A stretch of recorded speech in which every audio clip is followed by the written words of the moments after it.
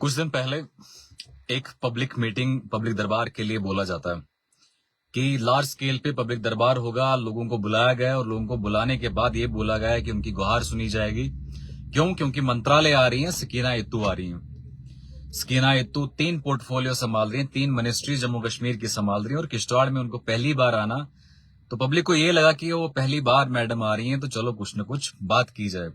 मैंने भी आपको पता होगा कि वीडियोस में 22 जगहों पे बताया कि सकीना इत्तू कोई काम नहीं कर रही हैं।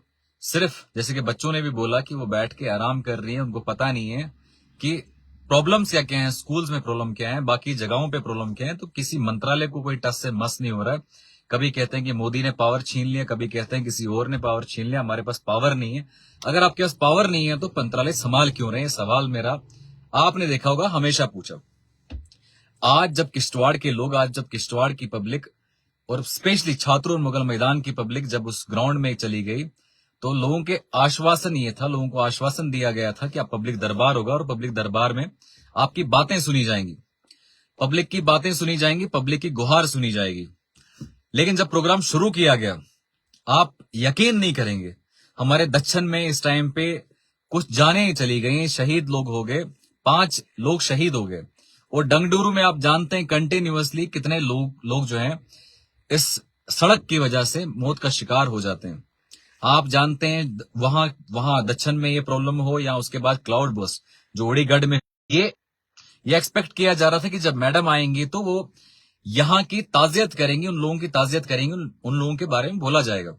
लेकिन बड़े अफसोस की बात है, जब मैडम आई तो आधे घंटे में गाना चलाया गया, मुजरा कराया गया, वो जो है वहां पे डांस करवाया गया, वहां पे गाने चलाए गए। जो लोग बेचारे इसलिए आए थे कि वहां पे सुने कि क्या चल रहा है, क्या नहीं चल रहा है, कि एक आम आदमी की, गरीब आदमी की गुहार सुनी जाएगी। लेकिन बड़े अफसोस की बात है कि जब प्रोग्राम हुआ और प्रोग्राम में आप यकीन नहीं करेंगे, आप उस प्रोग्राम में यकीन नहीं करेंगे, आते आते ही गाने चलाए गए।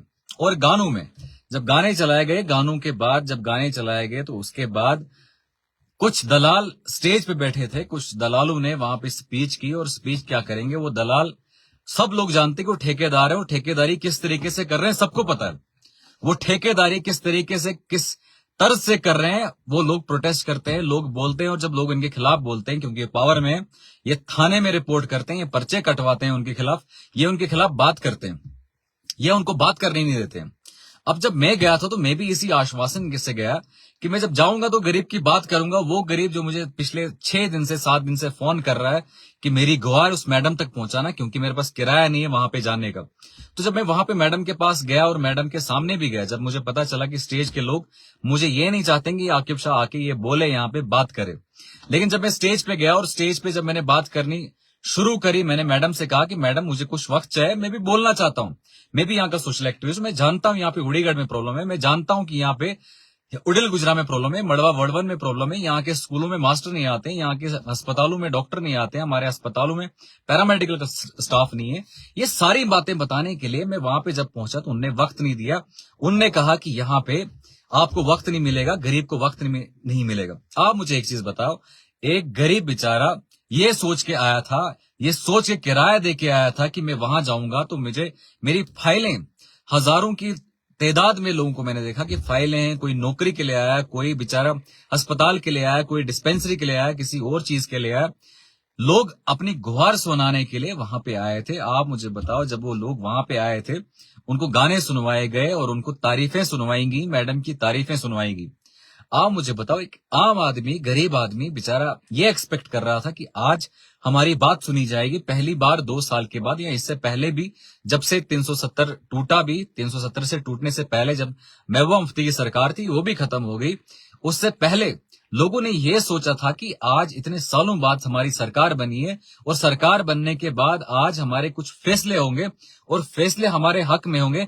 लेकिन वो फैसले कैसे हक में होते, क्योंकि दलाल वहां बैठे थे, वो अपनी ठेकेदारी को बचाने के लिए वहां पे बैठे थे। कहां इस एनसी गवर्नमेंट को, कहां इन एमएलए को, जो एमएलए वहां पे बैठे थे, इनको ये चाहिए था कि यहाँ पे आज ताजियत की जाए, यहाँ पे देखा जाए जानी नुकसान हुए, माली नुकसान हुए। इसके बावजूद आपने गाने शुरू कर दिए, गाना शुरू कर दिया। आपने वहां पे म्यूजिक लगाया और लोगों को बेवकूफ बनाया आधे घंटे के लिए चंद लोगों को, आपने सेलेक्टेड लोगों को बोलने दिया। आप मुझे बताओ ये कौन सा पब्लिक दरबार है जहां पे पब्लिक को बोलने नहीं दिया जाता? कौन सा पब्लिक दरबार है कि मैडम आई हैं और मैडम सिर्फ अपने दलालों को सुनने आई हैं, जो उनके अपने खास दलाल है उनको सुनने आई है, और सिर्फ वाह वाह करने वाले लोग, तारीफें करने वाले लोग, सिर्फ वो बिठाए गए सामने और उनने तारीफें और वाह वाह करी और उसके बाद प्रोग्राम खत्म। आप मुझे बताओ, छात्रों के टीआरसी में जहां पे प्रोग्राम था उसके साथ में 1 किलोमीटर की भी दूरी नहीं है, 1 किलोमीटर की दूरी में एक उड़ीगढ़ का नाला जो रिसेंटली अभी क्लाउड बर्स्ट हुआ, और क्लाउड बर्स्ट में वहां पे इतना माली नुकसान हुआ। आज भी बच्चे वहां पे जब स्कूल आते हैं, स्कूल किस तरीके से आते हैं आप ये सोच नहीं सकते। जब वो स्कूल पहुंचते हैं वो किस तरीके से, किस नाले से आते हैं, जिस नाले पे इतना मुश्किल होता है कि वहां से गुजरना इतना मुश्किल होता है, एक बड़े शख्स के लिए, नौजवान के लिए मुश्किल होता है। तो बेचारा एक बच्चा जो पढ़ने हाई सेकेंडरी छात्रों में जाता है, जो पढ़ने मुगल मैदान में जाता है, जो पढ़ने वहां के कॉलेज में जाता है, तो उसके लिए कितना मुश्किल होगा कि उस नाले को पास करना। और वहीं पे एक सड़क निकली और सड़क को 2 साल हुए, आज तक उस ठेकेदार ने उसको सड़क को फुलफिल नहीं किया। कभी कहते हैं फॉरेस्ट क्लियरेंस का इशू है, कभी कहते हैं कुछ और मसला है। लेकिन आज गरीब गया था और गरीब ने यह सोचा था कि आज जाके हमारी गुहार सुनी जाएगी, आज हमारी बात सुनी जाएगी। लेकिन वहां पे गाने सुनवाए गए, वहां पे बातें इन चीजों की गई। लेकिन बहुत सारे गरीब, आपने देखोगे जब इलेक्शन होता था उसी ग्राउंड में, जब इलेक्शन था उस टाइम पे बिरयानी खिलाई गई, उसी ग्राउंड में चावल खिलाए गए, उसी पार्टियां करवाएंगी जब इलेक्शन था। लेकिन आज चूंकि इलेक्शन नहीं था, आज बेचारे जो गरीब आए थे उनको सिर्फ पानी पिलाया गया और पानी पिलाने पे उस पे ही खत्म किया गया। आप मुझे बताओ, अगर आप इनके पास इलेक्शन में खाना खिलाने के लिए होता है, गाड़ियां बुक करने के लिए होता है, लोग अपना सारा वोट, कीमती वोट देते हैं, लोग अपनी सपोर्ट देते हैं, और ताकि ये एमएलए कल को हमारे बात करे, हमारे हित में बात करे। लेकिन बड़े अफसोस की बात है, देखने को क्या मिलता है, देखने को ये मिलता है कि एमएलए जब एमएलए बनते हैं उसके बाद इनके पास पैसा नहीं बचता है, कर्जे में इतने डूब चुके होते हैं कि ये किसी को खाना नहीं खिला पाते हैं, किसी की बात नहीं कर पाते हैं, किसी की बात सुनने को तैयार नहीं होते हैं। लेकिन उससे पहले ये जूते में पानी पीने के लिए तैयार होते हैं। ये उससे पहले जब इलेक्शन होते हैं ये जूते में पानी भी पिएंगे और कुछ भी कर सकते हैं इलेक्शन से पहले, वोट मांगते समय। लेकिन जब इलेक्शन खत्म हो गया, जब ये जीत गए, जब ये मंत्रालय संभाल गए, जब ये एमएलए बन गए, फिर तू कौन और मैं कौन, फिर इनके लिए एक गरीब का कोई मैटर नहीं करता कि गरीब मरे और गरीब जिंदा रहे, कोई फर्क नहीं पड़ता। बहुत सारे गरीब आए, अपनी गुहार लेके आए कि हमारा जनाब ये प्रॉब्लम है, हमारा जनाब वो प्रॉब्लम है। लेकिन सुनेगा कौन? उनकी सुनने वाला कोई एक बंदा उनकी सुनने वाला नहीं था, एक बंदा उनकी बात करने वाला नहीं था। और जब मैंने इनको कहा कि कुछ गरीब चाहते हैं कि हम बात करें, गरीब चाहते हैं, गुहार उनकी है कि वो बात करना चाहते हैं। आप मुझे बताओ, ये मैडम 3 मंत्रालय संभाल रही हैं, लेकिन तीनों मंत्रालय इनके इनएफिशिएंट मंत्रालय पूरे जम्मू कश्मीर में। आप मुझे बताओ, ग्राउंड पे हमारे गांव में जो स्कूल हैं, उन स्कूलों में आप देखेंगे, इन स्कूलों में 2 कमरे हैं और 2 मास्टर हैं, और 2 मास्टर को पढ़ाने के लिए बच्चे, इनके पास 200 बच्चे हैं। आप लॉजिकली मुझे बताओ कि इन्होंने रेशनलाइजेशन की कैसे?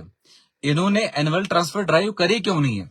इन्होंने जो अपने खास बंदे इनके होते हैं, उस स्कूल में अगर सिर्फ 50 बच्चे हैं तो 50 टीचर भी रखे हैं उन्होंने, क्योंकि वो शहर में स्कूल पढ़ता है। लेकिन गांव के बच्चे के लिए, गांव के स्कूलों के लिए वहां पे इनके पास आरटीई बिठाए हुए हैं, रहबर तालीम वाले बिठाए हैं, सर्व शिक्षा अभियान वाले बिठाए हैं। इनके पास उनके लिए ये नहीं है कि ट्रांसफर पॉलिसी हो, उनको वहां पे से निकाला जाए और दूसरी जगह पहुंचाया जाए, ताकि वो भी बेचारे इतनी टफ टेरेन में इतने सालों से काम कर रहे हैं, उनकी भी फैमिली है, उनकी भी चीजें हैं, उनको नहीं देखा जाता है। इसके बाद मैं आपको वीडियो एक शेयर करूंगा। बेसिकली मैं अभी बिजी था, अभी छात्रों से आ रहा हूं, मैं एक वीडियो शेयर करूंगा आपके साथ। आया वर्कर्स भी आए हुए थे, और आया वर्कर्स कोई 50 आया वर्कर्स थे, और उनका एक डेपुटेशन था, और डेपुटेशन वालों को बोला गया कि नहीं, आपको हम वक्त नहीं देंगे। आप मुझे बताओ, जेंडर इक्वेलिटी की बात की जाती है, अभी मोदी नारी शक्ति अधिनियम एक बिल आ रहा है जिसमें 100 सीटों में से 33 सीटें रिजर्व वुमेन के लिए की जाएंगी। मतलब ये है कि आपको जेंडर इक्वेलिटी की बात की जाती है कि औरत और मर्द बराबर है, मेल फीमेल बराबर है। लेकिन एक भी फीमेल को वहां पे स्टेज पे जाने नहीं दिया है, एक भी फीमेल को वहां बात करने नहीं दी।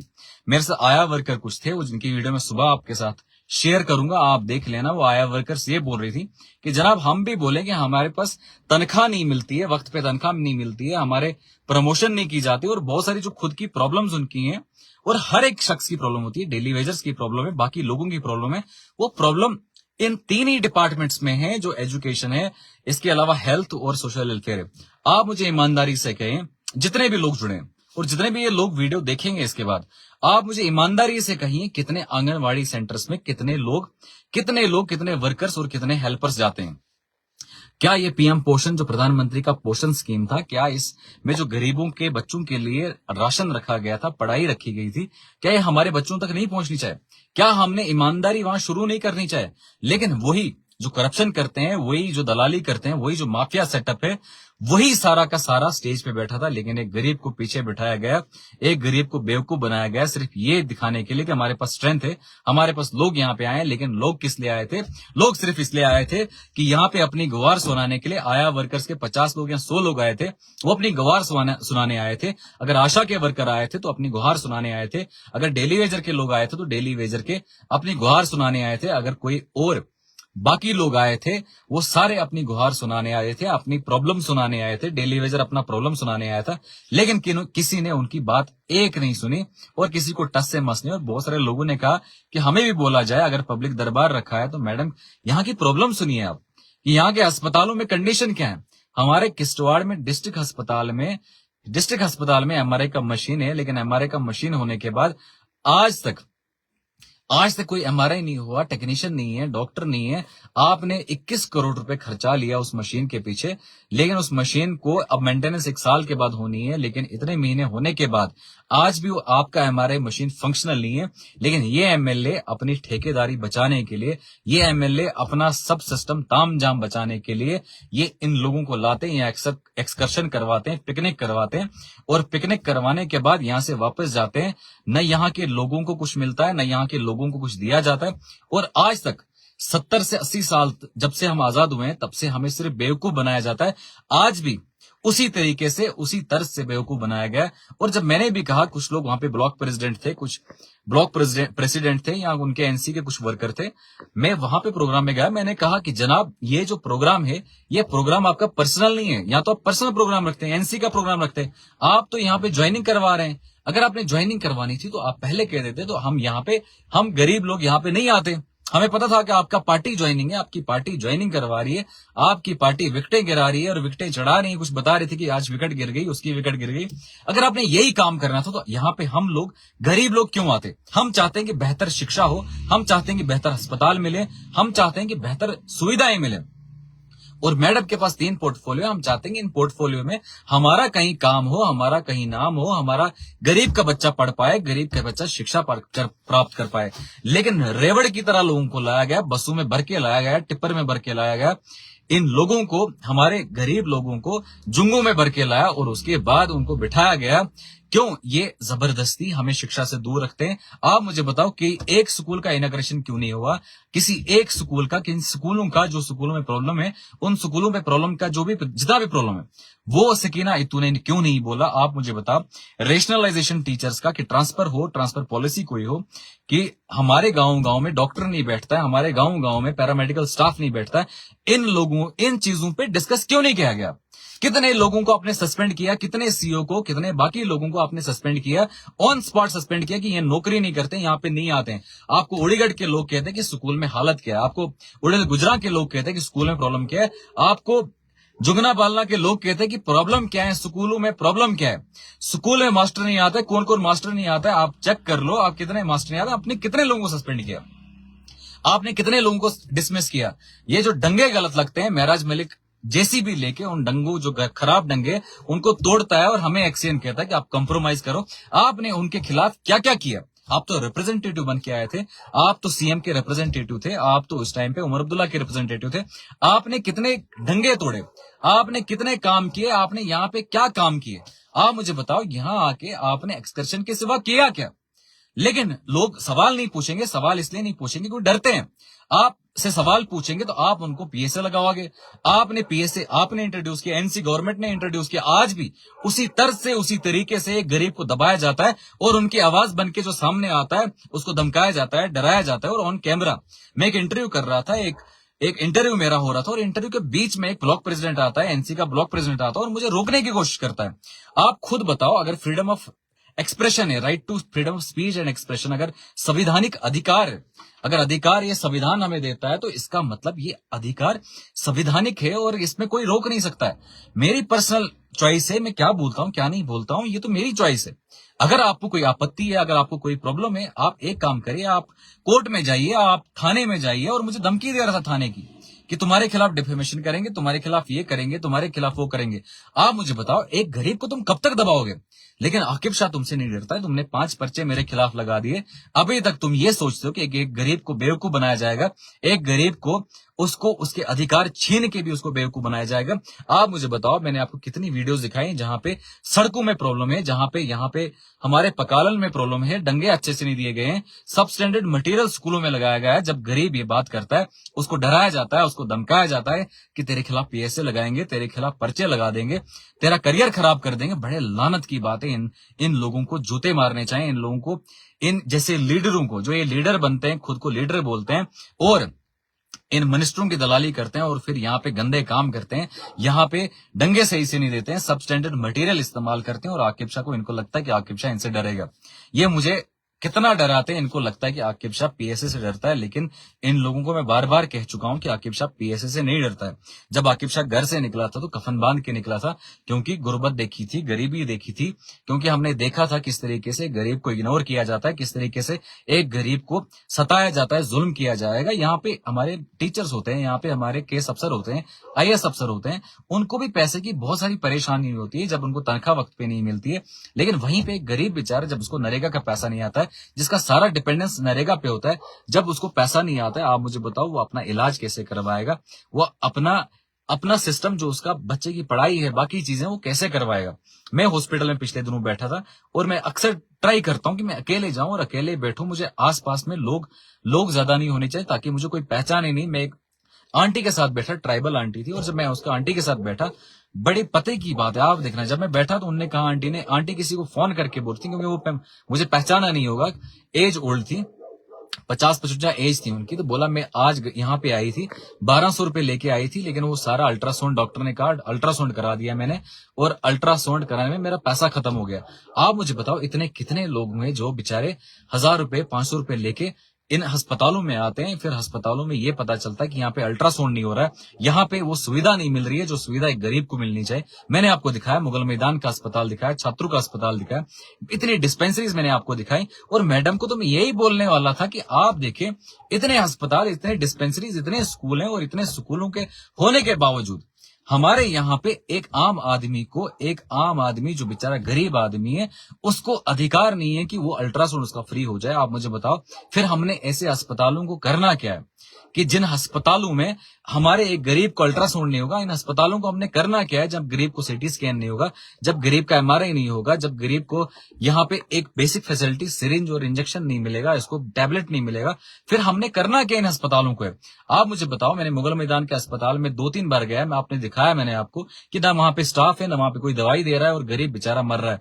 पीएचसी छात्रों की मैं बात करता, मैं मैडम को ये कहता कि मैडम जी, जहां पे आप बैठी हैं, यहाँ पे पीएचसी प्राइमरी हेल्थ सेंटर है, और इस प्राइमरी हेल्थ सेंटर को आप कह रहे हैं कि आप इसको सब डिस्ट्रिक्ट अस्पताल बनाएंगे, लेकिन आज भी वहां पे 2 कुर्सियां हैं, और 2 कुर्सियों के होने के बाद, 2 कुर्सियां वहां पे हैं, और 2 कुर्सियां होने के बाद वहां पे बीएमओ है, जो डेंटल डॉक्टर है, वहां पे डेंटल टेक्नीशियन है आपका, उसके होने के बावजूद आप वहां पे एक गरीब को इलाज नहीं कर पाते हैं, एक गरीब को दांत नहीं निकलवा पाते हैं, एक गरीब का दांत ठीक नहीं करवाते हैं। जो बेचारा गरीब होगा, जिसके दांत में प्रॉब्लम होगा, जिसके दांत में इश्यू होगा, वो बेचारा जाएगा कहां पे?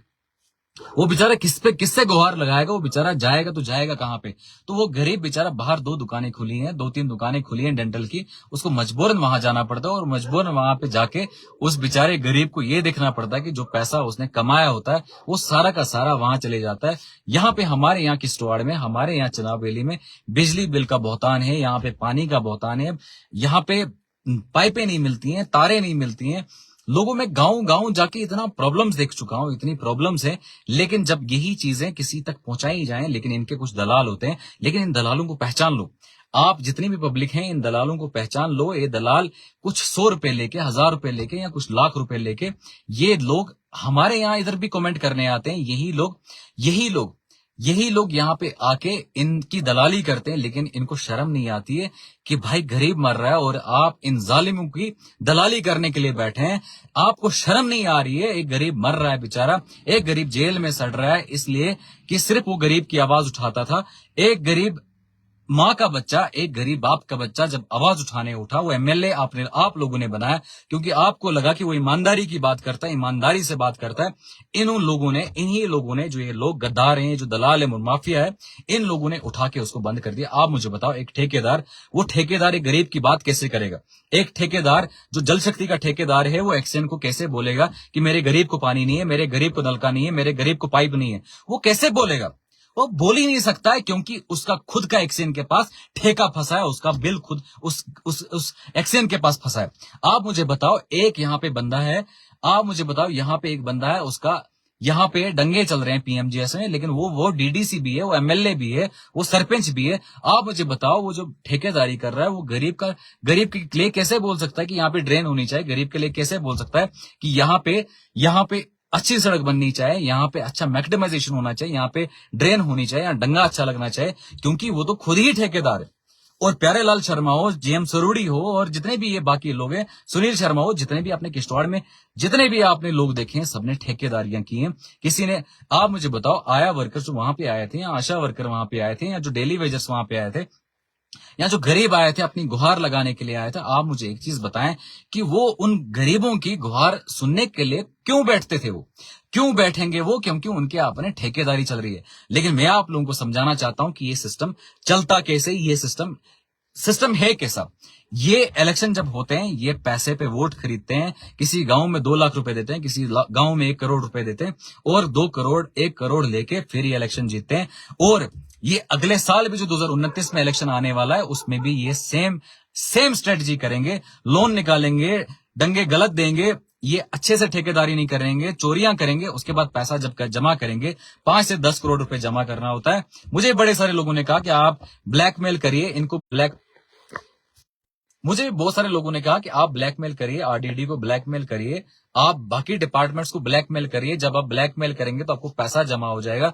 पैसा जमा होने के बाद, जब आपको पास पैसा जमा हो जाएगा, पैसा जमा होने के बाद ही आप इलेक्शन लड़ोगे। लेकिन मैं आप लोगों से कहना चाहता हूं, मैंने आपको पहले भी कहा है कि मुझे इलेक्शन लड़ने का कोई शौक नहीं है। आप लोग कहते हैं कि इलेक्शन लड़ो, आप लोग कहते हैं कि आगे आ जाओ और बात करो, और मुझे भी लगता है कि मुझे बात करनी चाहिए। कल को अगर आप कहेंगे कि इलेक्शन में खड़ा हो, मैं इलेक्शन में खड़ा हूंगा, लेकिन कभी मुझे ये उम्मीद नहीं रखना कि मैं कहीं से पैसा लाके किसी का डाका। आप मुझे बताओ, अगर मैं किसी भी डिपार्टमेंट के किसी भी इंसान को अगर ब्लैकमेल करता हूं, किसी भी डिपार्टमेंट के किसी भी शख्स से पैसा लेता हूं, तो मुझे उस डिपार्टमेंट के उस मुलाजिम के साथ फिर दोस्ती रखनी पड़ेगी, याराना रखना पड़ेगा। फिर मैं कल को कैसे काम लूंगा उससे? अगर आप मुझे बताओ, किसी जेई से अगर मैं इस टाइम पे पैसा लेता हूं, कल को वो जेई आपके लिए कहां से पानी लाएगा? कल को वही जेई बिजली का आपको कहां से बिजली देगा? कल को मैं कैसे उसको बोल सकता हूं कि यहाँ पे अच्छी बिजली चाहिए, यहाँ पे अच्छा पानी चाहिए? कल को मैं कैसे बोल सकता हूं यहाँ पे अच्छी सड़क चाहिए मुझे? अगर आपके सामने मैंने एक वीडियो पिछले दिनों आपके साथ शेयर किया था, आप मुझे बताओ। हाँ, बिल्कुल बिल्कुल, मुझे जवाब देना चाहिए। बहुत सारे यहाँ पे कमेंट आते हैं। बेसिकली आप लोग इनको, ये जो ब्लैक शीप्स हैं, ये जो लोग हैं, जो दलाल हैं, जिनको पैसा दे के यहाँ भेजा गया है, इनको आपको पहचानना चाहिए कि ये कौन लोग हैं। इनको आप खुद ही वहां पे हैंडल करिए। बाकी जो कुछ भी किसी का भी काम है, वो फोन पे कांटेक्ट करते रहते हैं। दिन में मुझे लगता है कि 1000 के आसपास कॉल मुझे भी आती है, मैं भी फोन उठाता रहता हूँ। लेकिन आपको ये नहीं बोलूंगा मैं मंत्री हूं, लेकिन आपको ये पता है कि अगर मुझे कभी भी कोई फोन करता है, वो फिर पुलिस को फोन करना हो, डीसी को फोन करना हो, किसी को भी फोन करना हो, मैं फोन करता हूँ और वहीं पे फोन करता हूँ, फिर वो कोई भी हो। लेकिन अभी ऐसा है कि जितने भी आपको यहाँ पे ये लोग दिखते हैं, जितने भी लोग आपको दिखते हैं, जितने भी लोग दलाल आपको दिखते हैं, जितने भी आपको ये 100 रुपए और 1000 रुपए में बिकने वाले लोग दिखते हैं, जो फिर यहाँ पे आके कमेंट करते हैं, उनको आप ब्लैक शीप्स को देखा करो। उनको कमेंट करने का कोई जरूरत नहीं है, क्योंकि उनका काम है कि वो जो प्यारे लाल है या सुरुड़ी है, या जिनने आज तक कौम को लूटा है, जिनने गरीब को आज तक लूटा है, गरीब के लिए स्कूल नहीं खोले हैं, क्योंकि गरीब के लिए स्कूल खोलेंगे वो पढ़ लिख जाएगा और मेरी तरह यहाँ पे खड़ा हो जाएगा। आप खुद ही सोचो कि अगर हर एक घर से महराज मलिक निकलेगा, हर एक घर से आकिब शाह निकलेगा, और हम यही चाहते हैं, मैं जगह जगह पे यही चाहता हूं कि हर एक घर से महराज मलिक जैसा बंदा निकले, आकिब शाह जैसा बंदा निकले, घर घर से ईमानदार लोग निकले, बात करने वाले निकले, और उसके बाद बात करने वाले लोग जो होंगे, उसके बाद जब वो निकलेंगे, उसके बाद ही हर ये सिस्टम बदलेगा, उसके बाद ये सिस्टम बदलेगा। लेकिन आपको ये भी समझना चाहिए कि ये जो लोग हैं, ये जो जितने भी मंत्री रहे हैं या जितने भी मंत्री लोग हैं, ये सारे कोई नहीं चाहता कि एक गरीब पड़े। ये एक गरीब को गरीब रखना चाहते हैं रेवड़ की तरह। इन अपने अपने जो बड़े बड़े इनके अभी आज जो इनका प्रोग्राम था, वहां पे बड़े बड़े वादे करने के लिए, बड़े बड़े वो काम करने के लिए लोगों को रेवड़ की तरह अगर लाना है तो बड़ा मुश्किल है। इन रेवड़ की तरह लाने के लिए इन लोगों को एक काम करना पड़ता है कि शिक्षा से दूर रखना पड़ता है। इसीलिए हमारे एजुकेशन सिस्टम, इसीलिए हमारे स्कूल बैकवर्ड है। इसीलिए चाहते ही नहीं है कि आज भी मुझे एक उड़िल गुजरा से और उड़ीगढ़ से कुछ वीडियोस भेज रहा था, जहांगीर भेज रहा था। आप मुझे बताओ, मुझे कह रहा था कि बच्चे गुहार लगा रहे हैं कि जनाब किसी तरह एक काम करे कि जनाब ये उठा के यहाँ पे सड़क अच्छी हो जाए, यहाँ पे रोड अच्छा हो जाए, ताकि रोड अच्छा होगा, रोड अच्छा होने के बाद ही यहाँ सिस्टम ठीक होगा। लेकिन इनको ये नहीं है कि ये रोड आपको देंगे, ये रोड आपको नहीं देंगे, क्योंकि कनेक्टिविटी अगर आपके पास आ गई। आप मुझे बताओ, ग्राम सड़क योजना 2000 की स्कीम है, लेकिन आज भी उसमें ग्राम सड़क योजना में अगर स्कैम देखे जाए, अगर विजिलेंस और एंटी करप्शन ब्यूरो देखी, तो पता चलेगा कि किस तरीके से कितना ज्यादा आज भी किस तरीके से कितना ज्यादा सड़कों की बुरी हालत है। मैकडम नहीं लगाया गया, रोडों में कितने खड्डे हैं वो आप सारे लोग जानते होंगे कि कितने खड्डे हैं, कितनी प्रॉब्लम्स इन रोडों में, कितनी ज्यादा मुसीबतें एक गरीब बेचारा सफर करता है। आज भी जोंगना, बालना, शिड़ी के एरिया हो, मड़वा वड़वन का एरिया हो, बंजवा के कुछ लोग हैं, सरूड़ के कुछ लोग हैं, आज भी उनको पूछो, गुरीडाल के ऊपर का एरिया है, उनको आप पूछो कितना मुश्किल होता है एक गरीब को उन एरियाज में जाना, और कितना मुश्किल होता है। कोई बीमार होता है तो 4 पाई पे उठा के उसको लाना पड़ता है, और 4 पाई से उठा के फिर आप मुझे बताओ, जब एसडीएच में लाएगा, कोई दांत का बीमार होगा तो उसको बोला जाएगा किश्तवाड़ जाओ, और किश्तवाड़ पहुंच के अस्पताल बंद हो जाएगा, फिर उसको फुटपाथ पे सोना है। फुटपाथ पे सोने के बाद उसको दूसरे दिन वो डॉक्टर मिलेगा, और डॉक्टर भी फिर उसको किस एटीट्यूड में बात करेगा, कोई टेस्ट बोलेगा, फिर वो टेस्ट भी नहीं होगा, और इंसान ऐसे ही मर भी जाता है। लेकिन पूछने वाला, पूछताछ करने वाला कोई नहीं है, इंक्वायरी करने वाला कोई नहीं है, पूछताछ करने वाला कोई नहीं है, एंटी करप्शन ब्यूरो नहीं है, विजिलेंस नहीं है, इतनी एजेंसी सरकार की है, लेकिन कोई ये नहीं देखेगा कि इतने स्कैम्स है, हर जगह स्कैम्स है। जल शक्ति में स्कैम है, हर जगह हर लोग को बोला गया कि यहाँ पे आपको हर घर नल से जल दिया जाएगा, 97,000 करोड़ रुपए हर साल खर्चाया जाता है, और हमारा पैसा है, ये किसी मंत्री का पैसा नहीं। जो हम मांग रहे हैं वो किसी घर का पैसा नहीं है। कोई भी मंत्री हो, कोई भी शख्स हो, वो सारा का सारा पैसा एक गरीब का पैसा है। वो सब के सब वो गरीब का पैसा होता है, वो सबके सब वो यहाँ पैसा जो टैक्स हम पे करते हैं, ये इसका पैसा है। ये किसी के बाप का पैसा नहीं होता है, ये किसी के अपनी मंत्री के जेब का पैसा नहीं होता है, ये पैसा एक गरीब का होता है। और गरीब बंदा जो बेचारा रात दिन स्ट्रगल करता है, और रात दिन स्ट्रगल करने के बाद ये सोचता है कि मेरा टैक्स अच्छी जगह लगेगा, मेरे लिए अच्छी सड़क बनेगी, मेरे अच्छा अस्पताल बनेगा। लेकिन जब मंत्रालय आएगा और मंत्रालय में पता चलेगा कि यहाँ पे नाच गाना हो रहा है, यहाँ पे मुजरा हो रहा है, और यहाँ पे किसी गरीब की बात नहीं सुनी जाती। जो बेचारा गरीब कहाँ से आया, उड़िल गुजरा से आया बेचारा, गरीब उड़ीगढ़ से आया बेचारा, गरीब जुगना बालना से आया, गरीब बेचारा ठकराई केशवान से आया, कोंतवाड़ा से आया है कि मैडम जी हमारे लिए अस्पताल खोलेंगी, मैडम जी हमारे लिए हमारे कुछ काम करेंगी, यहाँ पे डॉक्टर नहीं है और डॉक्टर दे देंगी। लेकिन पता चलता है लास्ट पे कि जनाब किसी गरीब को बोलने नहीं दिया जाता है, किसी गरीब को पूछताछ नहीं की जाती, किसी गरीब को पूछा नहीं जाता है, किसी गरीब की बात नहीं की जाती है। मैं आपके साथ फिर लाइव में जुड़ूंगा इंशाल्लाह, तब तक के लिए सलाम। आप अपने अधिकारों को देखिए, अपने जो आपके राइट्स हैं उनको देखिए। आपको जागने की जरूरत है, और हम सब लोगों को जागने की जरूरत है, और ईमानदारी के साथ खड़े होने की जरूरत है। और ये नहीं है कि आप आकिब शाह के पीछे पीछे खड़े हो जाओ और आकिब शाह को आगे आगे चलाओ, इसकी जरूरत आपको नहीं है। आप खुद अपने अधिकार देखो। अगर आपके स्कूल में मास्टर नहीं आता है, उसके खिलाफ खड़े हो जाओ, क्योंकि आपके बच्चों का भविष्य खराब कर रहा है, क्योंकि आपके बच्चों का फ्यूचर खराब कर रहा है, इसलिए आप खड़े हो जाओ। आप अगर किसी कोई फूड सप्लाई वाला कोई बंदा अगर वहां पे काम नहीं कर रहा है, एक काम करो, वहां पे खुद खड़े हो जाओ कि जनाब यहाँ पे खाना नहीं दिया जाता, यहाँ पे चावल नहीं दिए जा रहे हैं, यहाँ पे स्कैम किया जा रहा है। आप खुद, आज सोशल मीडिया का टाइम है, आज फोन उठा के आप वीडियो डाल दीजिए, आप खुद ही देखिए कि लोग कितना, खुद ही आपको देखेंगे कि जनाब यहाँ पे ये प्रॉब्लम्स है। लेकिन हमारे यहाँ पे नेटवर्क इशू है,